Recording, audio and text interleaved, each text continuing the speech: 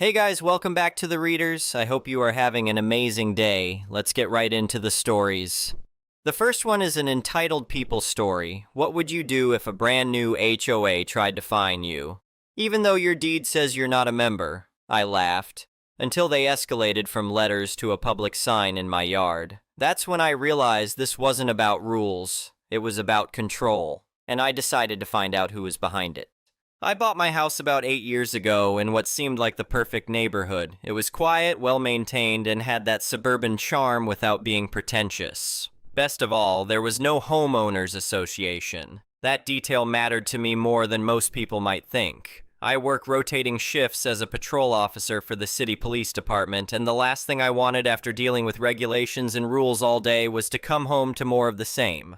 The lack of an HOA was actually one of the main selling points when I was house hunting. I'd heard enough horror stories from colleagues about HOA boards drunk on their tiny amount of power, sending violation notices for grass being a quarter-inch too tall or mailboxes being the wrong shade of beige. I wanted a place where I could just live my life without someone measuring my hedge height with a ruler. For the first couple of years, everything was great. My neighbors were friendly but respectful of boundaries. We'd wave to each other, occasionally chat about the weather or the local high school football team, but nobody was organizing block parties or trying to create uniform landscaping standards. It was exactly what I'd signed up for. The neighborhood stayed that way for about 6 years. Then things started changing, new families started moving in, and with them came a different attitude. These weren't the laid-back, live-and-let-live types who'd originally populated the area. These were people who seemed genuinely bothered that everyone's houses looked different, that some people had flower gardens while others had rock landscaping, that mailboxes came in various styles rather than matching sets. I first heard about the HOA formation at a neighborhood gathering I'd been half-dragged to by my wife. Someone had set up a table with pamphlets explaining how a homeowners association would protect property values and maintain community standards. I glanced at the literature, politely declined to sign anything, and went back to the mediocre potato salad. Over the next few months, I heard that enough residents had signed up to officially form the HOA. Good for them, I thought. If people wanted to join a club with rules about what color they could paint their shutters, that was their business. I'd made sure when I bought my house that there were no deed restrictions or covenants requiring HOA membership, so I figured it wouldn't affect me. I was wrong. The first violation notice appeared about 3 months after the HOA officially formed. It was a bright orange piece of paper stuck to my front door with tape. The notice claimed my grass was too long and cited some section of the HOA rules requiring lawns to be kept below 3 inches in height. I looked at my grass. It was maybe 3.5 inches, and I'd literally mowed it 5 days earlier. We'd had a lot of rain that week. I pulled the notice down, shook my head, and figured it was just a mistake. Maybe whoever was distributing these didn't realize I wasn't part of their organization. I tossed it in the recycling and didn't think much more about it. 2 weeks later, another notice appeared. This one said my garage door needed repainting because it showed visible wear and fading. My garage door was fine. It was the same color it had been when I bought the house, and while it wasn't brand new, it certainly didn't need immediate attention. That's when I started to realize this wasn't a mistake. Over the next month, the notices kept coming. My mailbox post was supposedly crooked, my house numbers weren't the right font, I had a small decorative garden gnome that apparently violated some aesthetic standard. One notice even claimed my patrol car, which I occasionally parked in my driveway overnight when coming home from shift, was a commercial vehicle that violated residential parking rules. That last one particularly annoyed me. It was a marked police vehicle, yes, but it wasn't like I was parking a semi-truck or running a business out of my garage. Plenty of cops take their vehicles home. It's actually encouraged by most departments because it increases visible police presence in neighborhoods and allows for quicker response if we get called in. I decided it was time to do some research. I pulled out my original closing documents and went through everything carefully. There was no HOA requirement in my deed, no covenants, no restrictions.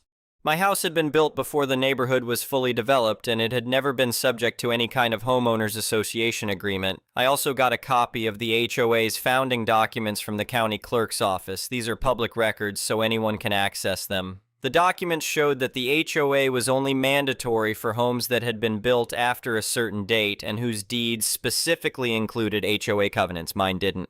Mine So legally, they had zero authority over my house. The violation notices they were sending me were completely meaningless. Armed with this information, I drafted a letter explaining that I was not a member of the HOA, that their notices had no legal standing regarding my property, and requesting that they stop contacting me. I sent it certified mail so I'd have proof of delivery. For about 2 weeks, the notices stopped. I thought maybe that was the end of it. Then things escalated. I came home from a night shift one morning to find a large wooden sign planted in my front yard. It was professional looking, about 3 feet tall, with red lettering on a white background that read, "Property in violation. HOA enforcement pending." I was furious. This wasn't just sending me notices anymore. This was putting something on my property without permission. That's trespassing. I called the non-emergency police number and filed a report. The responding officer was someone I knew from the department. He took a full report and photographed the sign in place before I removed it. I kept the sign itself and logged it with the report number in case I needed it later. The officer asked if I knew who'd placed it. I told him I suspected it was someone from the HOA board, but I didn't have proof. He made a note of it and said if it happened again, I should definitely call it in. It happened again 3 days later. Another sign, same design, same message. Another police report. I also set up a cheap security camera covering my front yard. Nothing fancy, just one of those wireless ones you can get online for under $100. The footage quality wasn't great, but it clearly showed someone getting out of a vehicle and placing signs in my yard. I could make out the license plate number, which I ran through our department database. It came back registered to the HOA president. Now I had proof. But the harassment didn't stop with the signs. I started hearing from neighbors that the HOA was spreading rumors about me. One woman mentioned in passing at the grocery store that she heard we were getting kicked out of our house for violations. Another neighbor asked if we were planning to move soon because someone told him the HOA was taking action against us. My wife was getting increasingly stressed about the whole situation. She'd received a phone call at home from someone claiming to be a community representative who wanted to discuss our transition plan for moving out of the neighborhood. When she told them we weren't moving, they'd said something vague but threatening about legal consequences. That was it. I was done playing nice. I started documenting everything. Every notice got photographed, dated, and filed away in a folder. I also started taking photos of my property from multiple angles each week, showing that there were no actual violations. In my line of work, you learn pretty quickly that documentation is everything. I consulted with a lawyer who specialized in property law and HOA disputes. After reviewing everything I'd collected, he told me I had a strong case for harassment and possibly defamation. The fake signs alone were problematic, but spreading false information to neighbors about us being forced out crossed into defamation territory. The lawyer sent a cease and desist letter to the HOA board. It was detailed and professional, outlining every instance of harassment, cited multiple violations of state law, referenced the HOA's own bylaws that they were violating, and made it clear that continued contact would result in legal action. I also filed a formal complaint with the district attorney's office about the trespassing. The DA's office reviewed the case like any other trespassing complaint. The assigned prosecutor noted that the repeated nature of the offenses, combined with video evidence and multiple police reports, made it a straightforward case. They decided to press charges. The HOA president was charged with criminal trespassing, multiple counts since he'd done it multiple times. It was a misdemeanor, but still a criminal charge that he'd have to answer to in court. This is where things got interesting, and where my knowledge of both law enforcement and careful reading of documents paid off. While reviewing the HOA bylaws for our lawsuit, my lawyer found a provision stating that board members must maintain good standing in the community and could be removed by a majority vote of the other board members. My lawyer argued that facing criminal charges for actions taken as HOA president violated this provision. He sent a formal demand to the remaining board members, noting that if they failed to remove him, they could be seen as endorsing his criminal behavior, which would strengthen our civil case against them personally. The other board members panicked. Within a week, the president was voted out. But the damage was done. Now the HOA had only 4 board members, and their own bylaws required 5 to make official decisions. The former president tried to fight the criminal charges, but the evidence was overwhelming. Video footage, police reports, and the fact that the signs had his organization's name on them made it pretty much impossible to deny. His lawyer eventually negotiated a plea deal. Guilty plea to 1 count of trespassing, probation, community service, and a restraining order as part of his probation that prohibited him from coming onto my property or contacting me directly. Meanwhile, the civil lawsuit moved forward. Discovery took months. The HOA's lawyer initially tried to block our requests for internal communications, claiming board privilege. The judge disagreed and ordered them to produce emails and meeting minutes. They tried to claim some documents were lost, but my lawyer pointed out that deleting records during active litigation could be considered spoliation of evidence. When we finally got the records, they were damning. Internal emails showed board members discussing me specifically, calling me a problem, and strategizing about how to force me out. One email chain discussed placing the signs even after receiving my letter explaining I wasn't a member. Another showed that the president had replied that I probably wouldn't do anything because cops usually don't want to make waves in their own neighborhood. That assumption had been spectacularly wrong.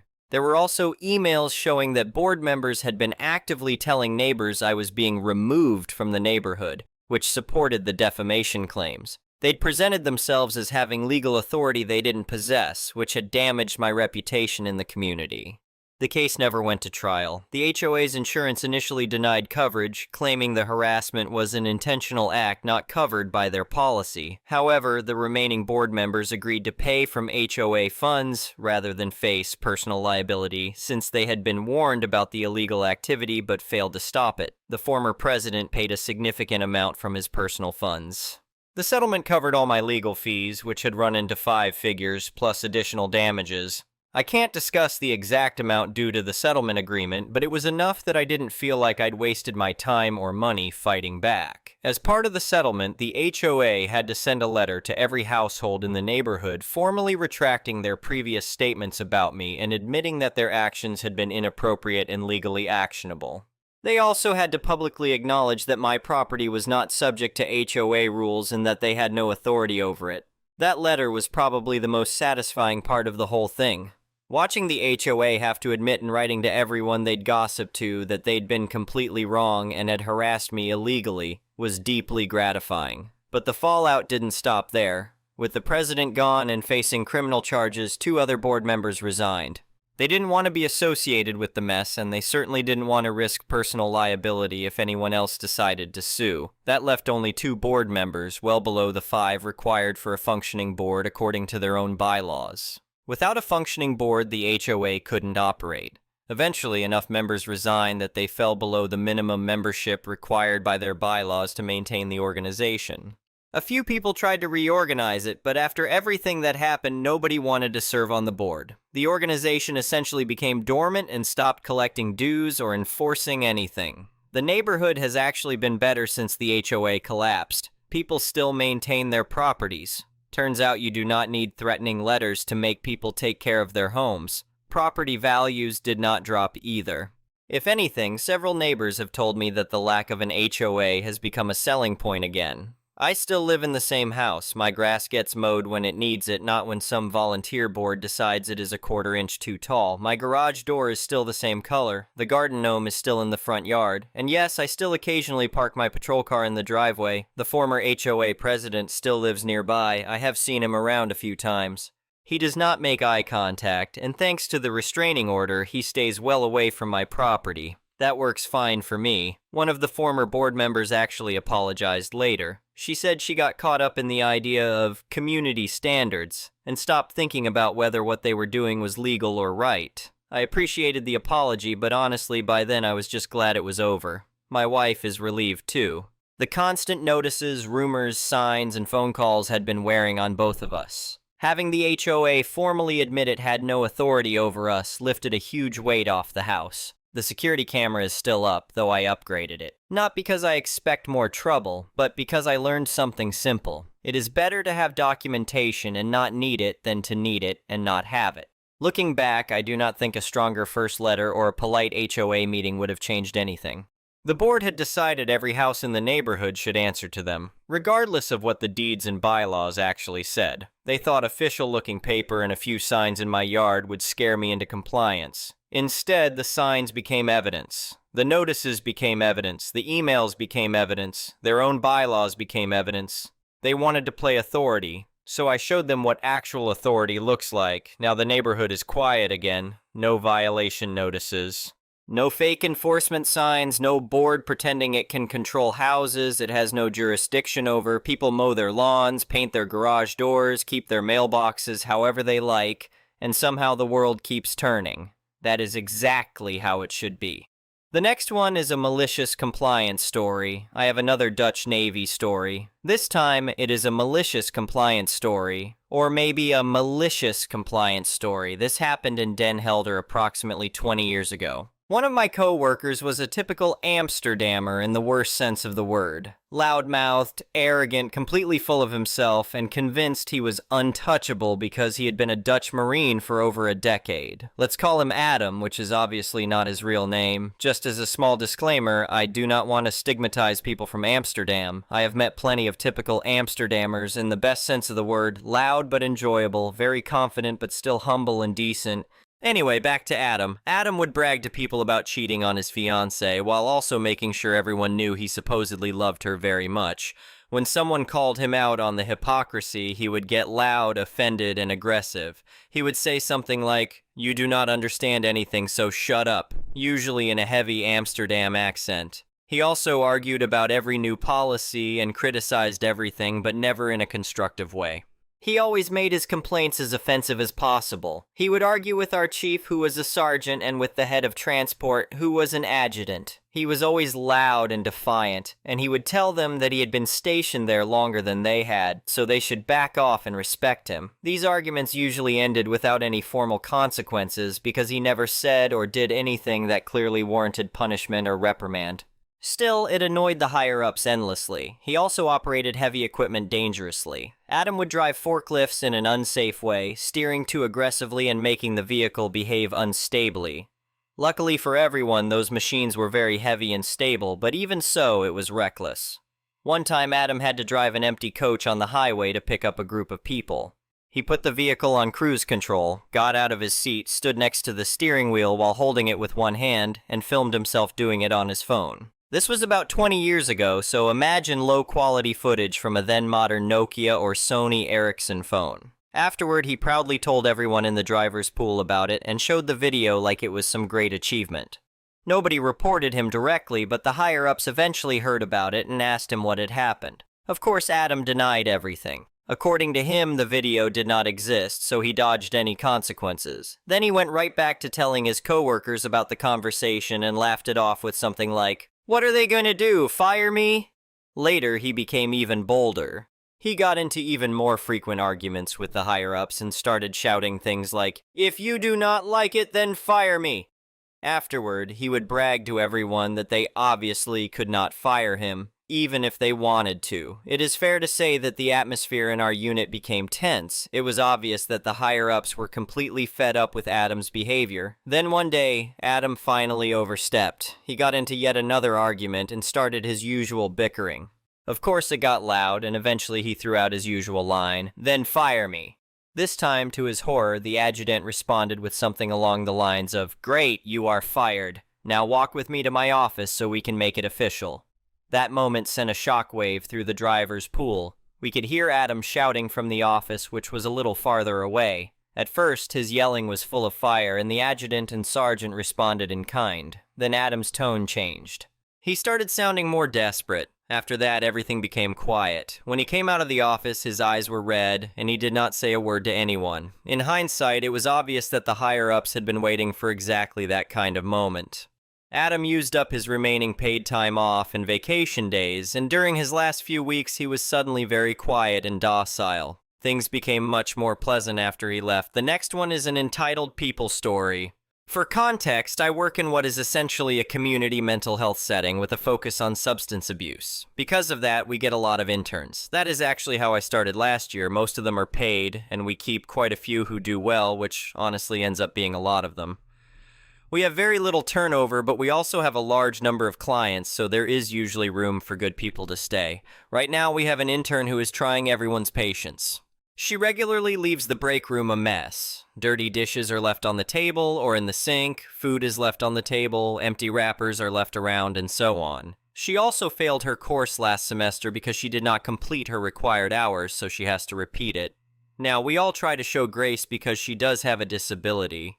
I am not sure what it is, and I refuse to ask, but she has mentioned freely that there is little pain involved and that it is mostly difficulty with gross motor skills. Because of that, we try not to judge or assume anything about her work ethic. Maybe she had some bad days and could not make it in. The messes, though, are harder to be patient with.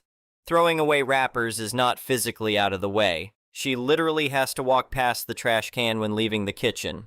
Apparently, it is the same when she uses common office spaces. Even with clear and easy access to garbage cans, she leaves food and wrappers on tables and desks. We have tried politely mentioning it, but she usually makes excuses like, "I forgot," or "I was gonna do it later." At this point, it is almost easier for us to just handle it because we do not know what her struggles are. She also routinely complains about not being offered a job yet. I sympathized and asked whether they had given her a firm no. She said they had not, but that our supervisor was harsh about her notes. I offered to help and she said yes. I looked at the notes and wow. They really were dreadful. She was copying and pasting notes from other clients, which led to errors in diagnoses, races, and genders. That is a huge problem, especially in mental health, where documentation matters and insurance is already a nightmare even when we do everything correctly. I tried to guide her through it, but she became frustrated and said it was too confusing. Other coworkers in her department gave her guided outlines in very plain language, but she had the same response. It was too hard or too confusing. At that point, I was thinking, how do you intend to do this as a full-time job for a government agency, which is apparently her goal? Still, I tried to show grace. We do not know what it is like for her, so we kept showing patience, offering guidance, and treating her how we would want to be treated. Until today. I am a thicker woman, but I wear nice clothes to the office. I have found good sellers and decent manufacturers, usually in the $30 to $50 range, or around $20 when things are on clearance. That is how I usually find good deals. She is close to my size and asked where I shop. I told her the different places and the usual prices. She said they were too expensive, which is fair. I understand that struggle. Then I mentioned that I might have a few items of clothing I no longer wear that she could have. She was excited, so I brought in multiple pieces, including shirts, dresses, shrugs, and cardigans. She took a few tops, but then sneered at the dresses. "I am not wearing those," she snapped. "The straps are too thin and will show my bra." I said, "No problem. I am the same way, so I wear shrugs or cardigans over them. It keeps me looking professional. They are also pretty cheap online. If you do not like the ones I brought, I can show you. They are maybe $10 each," she said. "I do not have that kind of money. Do you not have matching ones you can give me?" I said, "No, I am using the ones I have. The ones I brought are the ones I do not need," she said. "I am sure you have another one you are not using. I have seen you wear a different white one. What about that one? You have two." I told her, "They are different shades and go with different dresses. I use both of them, sorry. But the one you are talking about was $12. I can send you the link." She snapped, "I already told you I am broke. Can you not just give it to me?" I said, "No, sorry." She said, "Fine, then take these back. I do not want them," and tossed the dresses haphazardly back into the bag. Meanwhile, she openly admits to ordering out for most of her meals, including from a pretty expensive chain known for $12 desserts, which she gets regularly. I do not know, maybe she could buy her own sweater if she was not buying $30 spaghetti and $12 cake every week. Or at the very least, she could be polite and grateful when someone hands her around $200 worth of free clothing that she could absolutely make work with one inexpensive sweater. I keep trying to look at things from her perspective and rationalize it through the lens of her disability, but I do not think there is any excuse for being that entitled about free clothes. Whatever. Hopefully she enjoys the tops at least. They are not going to be $50 at Goodwill or anything. The next one is an entitled parent story. I am not sure if this belongs here or in Am I the A-hole, but this happened a few weeks ago. I am 19, male. My stepdad, who I will refer to as my dad for simplicity, is 52. My mom is 46, and my girlfriend is 19. For context, I currently live at home, but I am actively searching for a place to live. I am doing this secretly because I do not want my parents to know yet. My dad was active duty military and is now in the reserves. He guards the gates at our local military base and has some form of post-traumatic stress from his active duty years, though he refuses to admit it or seek help for it. I am usually the target of his angry outbursts. My mom graduated nursing school last year and currently works as a nurse. She and my dad have been married for 11 years and have my little sister, who is 8. Because his relationship with his previous children did not work out, he has a hyperfixation on keeping my little sister happy. He has always been somewhat standoffish toward me, but that is a story for another time. One morning, after I put my sister on the bus, I decided to just relax for the day before going to my girlfriend's house that evening. It was my first day off in a while because I worked 2 jobs. My dad was leaving for work, and before he left he told me I needed to get a haircut that day. I told him I could not afford one and that I had just gotten one 2 weeks earlier, so my hair was still short. He said he did not care and told me to borrow money from my mom or my girlfriend. He said just get it done, no excuses. Then he left. About an hour later, I called my mom and explained what was going on. She sighed but did not fight it.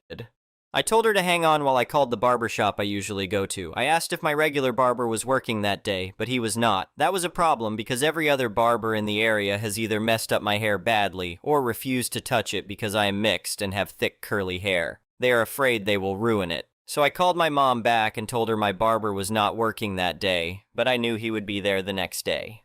She said that was fine and told me to just go the following day. After that, we went on with our day. When my mom got home from work, I left for my girlfriend's house at around 5 in the evening. About 15 minutes after I got there, my mom called me. She asked, "Do they have hair clippers there?" I said, "I do not think so. Why?" She said, "Pop says if you do not come home with a haircut, he is cutting your hair off." My girlfriend overheard this. She has heard plenty about what I deal with from him, and she immediately said, "What? No, you are not going to let him do that to you. That is abusive." My mom heard her and asked, "Am I on speakerphone?" I said, "No." Then my mom said, "I am going to go. I am tired of getting yelled at today," and hung up. I was dumbfounded, but then I quickly snapped out of it because I remembered the kind of man I was dealing with and how common this behavior is from him. I looked at my girlfriend and, admittedly, started looking around her house for clippers. I even looked for dog clippers. When I could not find any, I got desperate enough to ask her to cut my hair with scissors. I know that sounds ridiculous, but you have to understand how much this man scares me. He and I are similar in height, but he is much stronger than me and much more intimidating, and he knows it. He has punched me in the chest before because I wasted his tire shine for his car. Instead of normal punishments, he would make me do military exercises for 3 to 4 hours over any little thing. If I woke up late, exercises. If the dishes were not done, exercises. If I wore clothes he did not like, exercises. At one point, he grabbed me by the collar and held me up against a wall in front of all our family friends because he thought I had sighed at him. After I could not find any clippers, my girlfriend told me to stop and relax. She told me not to go home if he was threatening me like that. I told her I did not have a choice because I had work the next day, my uniform was at home, and since I had recently started my second job, I could not call out. After talking for a while, we decided that I would go pick up my work clothes and then go back to her house. Her mom had told me I could stay with them for a little while, so I called my mom back and told her what I was going to do. She lost it. She said, "No, come home." I said, "I am not coming home to be shaved bald." She said, "Please just come home, I will talk to him." I said, "No, I am coming to grab my clothes and staying here for the night." She said, "This will only make things worse." I said, "I do not feel safe there tonight." Then she said, "Screw you," and hung up. I got in my car and told my girlfriend to follow me in hers. At that point, it was about 7:45 in the evening. As we started driving, my mom called me back. She said, "Please come home." I talked to him, and he promised to keep it civil. I told her, "I am grabbing my clothes and leaving. My girlfriend is coming with me." She said, "No, she is not. Keep her away from my house or I will call cops." I said, "She is here to make me feel safe." Then my mom said, "If you think you are leaving in that car, you are wrong. That is not your car. That is the car we let you use." I said, "Okay. My girlfriend is in her car, so we will just take hers back to her house." Then my mom started saying that this was going to make her have a stroke, that if I did not come home, she was going to call an ambulance on herself, and that I was putting her in a really bad position. Unfortunately, I eventually caved and told her I was coming home. I then called my girlfriend, who had been driving behind me the whole time, and told her what was happening.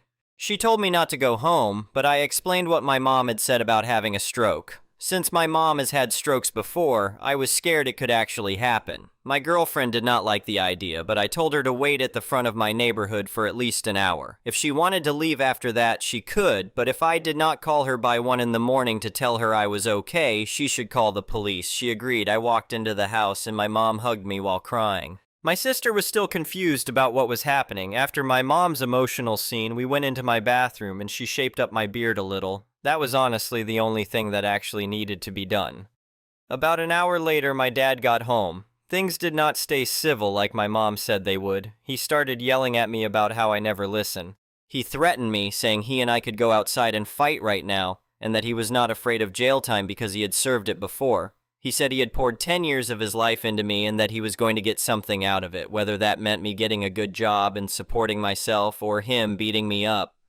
He repeated that he is not my dad and never will be. For context, he does not let me call him dad, he makes me call him Pops. That was the first conversation we ever had, back when I was 8. He told me there is only one man in the house, and that man is him. He said that if I wanted to act like a man, I should go out into the real world and act like one. But while I was in his house, I was to do whatever he said, because even if he asked me to do something, he was not really asking. He was telling me, just in a nicer way. While all of this was happening, my mom did not intervene or say anything. Then he told me, for your own safety, never to yell at his wife again. After all of that, I went downstairs to my room and called my girlfriend to let her know I was okay. For reference, he started yelling at me at about 9:20, and I called her at 11:30. I had been standing there getting yelled at for over 2 hours. A few weeks later, I am still at home. I am very actively looking for a place to live, but I am stuck here for at least a few more months. I have more stories and might end up posting them eventually. Anyway, thank you for watching.